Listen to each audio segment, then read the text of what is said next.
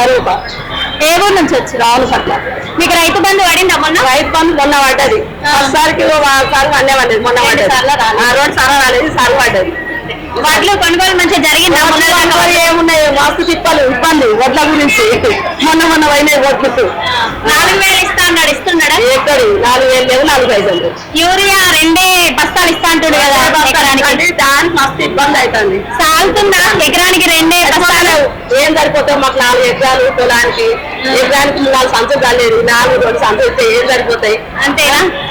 మళ్ళా మందు బస్తాలకు కూడా 2,000 సంచి సంచి.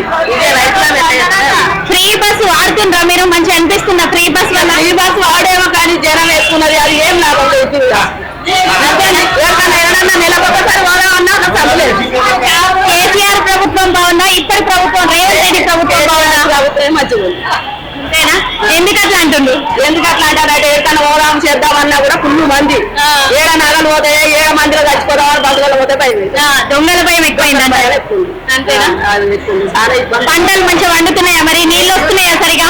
ఇప్పుడు అన్ని ఇక మాకైతే అవి కాలువలు మాకు రానే రావు. అవి వచ్చేళ్ళకి ఎవరికొత్తనే ఎవరికొత్తనే. కొన్ని పంటలకే ఇప్పుడు 500 బోనస్ ఇస్తా అంటుండు. ఏ పంటలు వేద్దాం అనుకుంటారు? వరి పంటకు సల్లవట్లు అయితే 500 బోనస్ ఇస్తాను.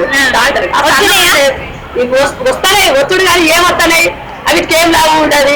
ఇది 4 క్వింటాల 2 క్వింటాలు అయితే చెప్తే ఏం లాభం ఉంది? ఇప్పుడు మొత్తానికే సన్నవట్లు వేయాలంటారు. సన్నవట్లు అయితే రైతులు ఆయన చెప్పిన కొన్ని రకాలే వేయాలంటుండు. అవే వేస్తారు అనుకుంటున్నా. వేస్తా అంటే జనం అవి ఏం వేస్తారని ఆయన చెప్పినట్టు ఏం వేస్తలేరు. అంతేనా?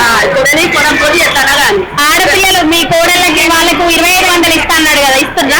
2,500 25 ఆడపిల్లలు అట్లా ఊపుకోవడం అట్లా రేపలికి పింఛన్లు వస్తున్నాయా? నెల నెల కరెక్ట్ గా పింఛన్లు? అప్పుడు పెట్టిన పింఛన్లు కొత్త పింఛన్లు వస్తలేవా? కొత్త పింఛన్లు వస్తలేవు.